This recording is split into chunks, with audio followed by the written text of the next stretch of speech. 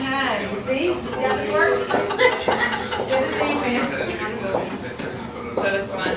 Okay. And then, thank you very much. Okay, Kayla, you're gonna fill out a name tag, and if you're feeling uncomfortable having your picture taken, you're gonna take one of these stickers and put it on your left shoulder. The Silent Violence Project allows for voices that otherwise would not be heard to come to the table. Many times survivors think about healing as an individual process, but I think it's key to think about restoring harms in terms of community.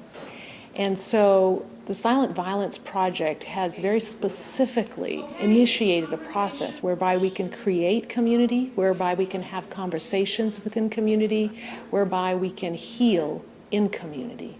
The arc of this story is really about a community taking responsibility for its members.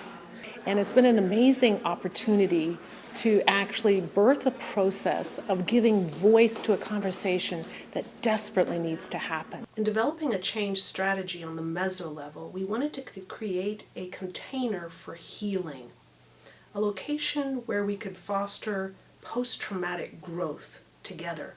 And in order to do that, in our local context, we initiated an event entitled Conversations on Sexual Violence.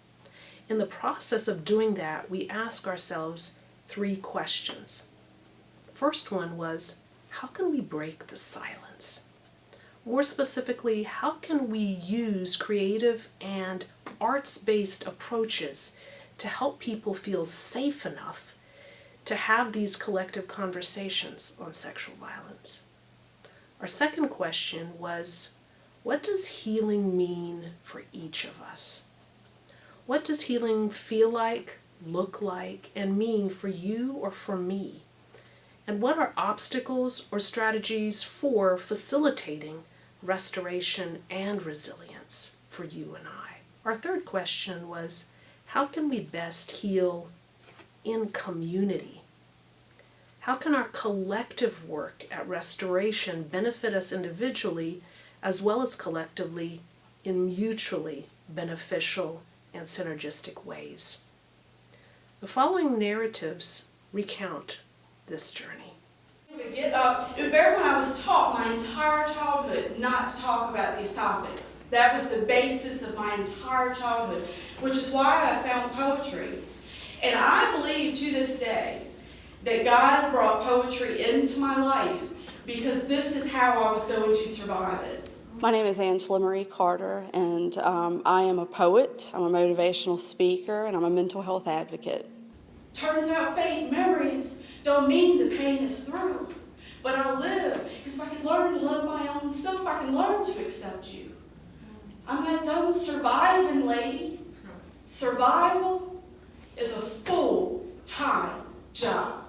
And yet, I love. I know I'm not the only one. I know I'm not the only one. I know I'm not the only one. My name is Johanna Turner. I teach at the Center for Justice and Peace Building at Eastern Mennonite University. One of my takeaways from today is particularly from the session that I went to with Janine Aberg, who's a phenomenal facilitator. And she led a session in which we did an interactive exercise where we started with drawing the heart, the mind, our emotions, and then we used the visual art to inspire dance and movement. And then we went from there to writing words from the movement. It was a combination of those things. So that was really nice. I really enjoyed the ability to integrate not only kind of each of those parts of myself and thinking about those, but also integrate the different forms of art. I especially found the dance to be really moving, and I didn't expect that.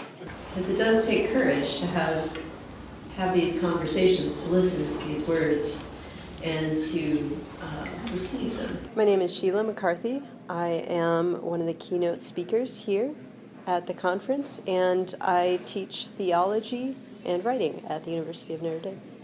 Healing means restoration, coming back to one's own body, to one's own self, to experiencing mercy, to offering mercy to oneself.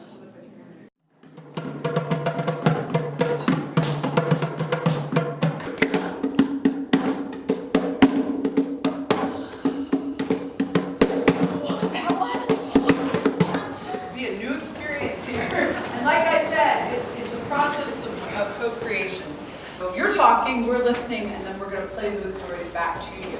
That's playback theater. I just felt continuously bombarded by awful news of sexual abuse in the Catholic Church, and I feel deeply saddened by it.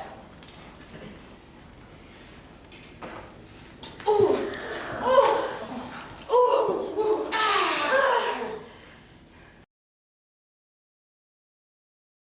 The lack of willingness to have the conversations about sexuality creates violence. It's a different kind of violence. It's not a physical violence, but it's violence nonetheless. It says to the students and to queer folks here, your stories don't matter. Your experience is less important, less significant. And so one of the things that I was excited about today was to just open up those conversations and really have some transparent discussions. I appreciated the language in the first session about language and that we need to have language to talk about these things. And when we don't have a language to talk about them, sometimes they don't get talked about. And there's a certain sense of silencing that happens. And so imagine a student or a faculty member who experiences sexual violence, even in a physical way, but because there's already this shroud of secrecy that goes with that, like who are they supposed to talk to about that experience, right? And so I think it just layers on some of the silencing, both about identity as well as experience. And so I'm happy that we're opening the conversation. I hope that it's the first of many. We need to have this conversation a lot. Silence perpetuates the whole problem. If we don't talk about it, it's going to keep happening and more people are going to get hurt. And so we need to keep talking about it. And hopefully from those conversations, different people will find little ways that they can act. That's already even started to happen on campus. We've kind of started to have a conversation, and other groups that have already existed have risen up and saying, hey, we want to be involved in this. We want to do something about this. Or even new groups have cropped up and said, hey, we see this angle that hasn't been addressed yet. And we're like, yeah, that's great. Like, go with it, run with it. So really just hoping that the more conversations we start, the more people can kind of find their niche in the bigger action. It's very important because it shed a light on the violence and how the stories, like the powerful stories that people share, and how that affect and transform the lives of everyone. And also it's important about the bold view, how we hear about the violence, about the topics, but when we hear it from the person, from the context, it's different. It adds the meaning to it. It's not only a story, but it's coming from the heart. I'm not aware of what sexual violence looks like and what the after effects of it look like. I mean, I had a very, very brief couple of hours training for working at summer camp.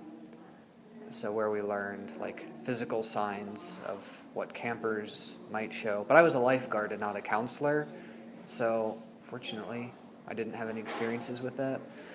But it's a very valuable thing to know. It's something more people should know. It's not something that we're educated about in health class in high school or anything like that. So this is a good place to learn it. I believe heavily in these events, and I believe in talking about these topics as much as possible, even if it makes people feel uncomfortable.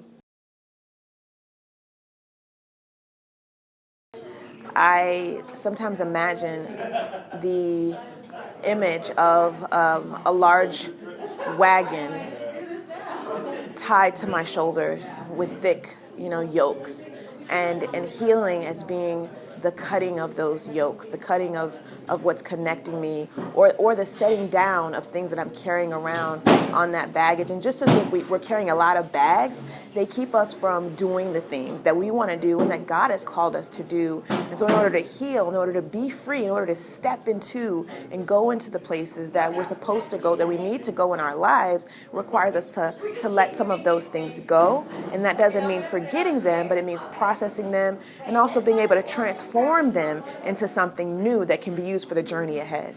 The brokenness happened with someone, and so some kind of restorative process with them feels really, really important to me in my healing process as well.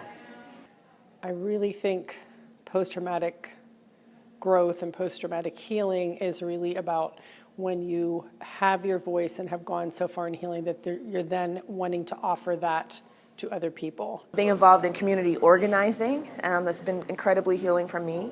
Church communities, also being able to create sacred spaces to talk about these issues. For me, healing is whatever works for people. Healing can be confiding in others. Healing can be art. Healing can be justice. So it's individualized, and I think telling stories is a great step to healing, and everyone's story could look different. So someone could tell their story through spoken word. Someone could tell their story through the court process. Someone could tell their story just by talking about the incident that occurred. So that's healing in my mind. Healing looks like any sort of metamorphosis, I believe, any sort of change in which people around you want you to better yourself in the position that you're in. And that can come in many forms. It can be anything at all. It could just be a conversation or a gentle note or someone recommending resources. For me, a part of the healing that is really significant to me as well is working with other people who are, I like the word co-conspirators, who have experienced some of the same types of trauma and those kinds of things, who are looking at some of the deeper places that it hurts.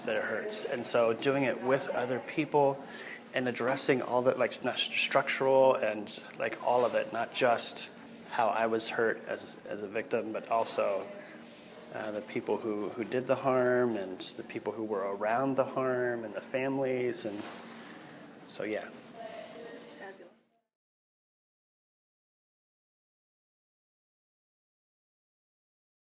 Collaboration is something that I'm taking away from the symposium, that I not only one field needs to pay attention to these issues, but it's a teamwork approach between people who deal with spiritual issues, people from the scientific side, people from the arts as well. This is something that I'm passionate about, something that I want to work on and change, but it's really encouraging to see such a big group of people come together and be having these conversations in a very intentional and meaningful and difficult way. It's really encouraging to see that, because it's very easy to keep working at our things and trying to do little events at EMU, but to really see people from the community, people from grad school, faculty coming together, and it's like, oh wow, other people are paying attention to this too.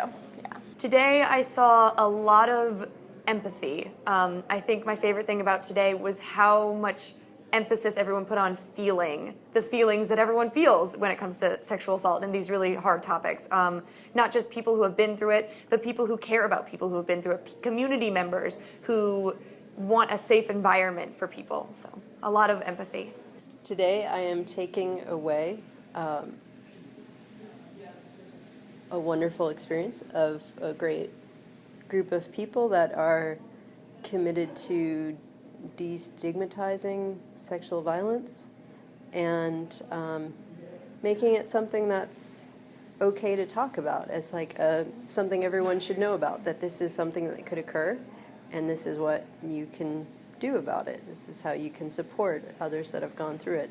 If you yourself have gone through it, these are some strategies for you to use.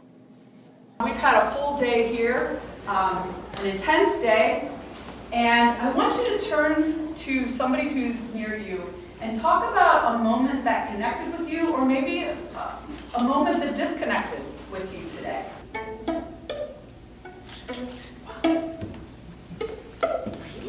Wow. Whoa.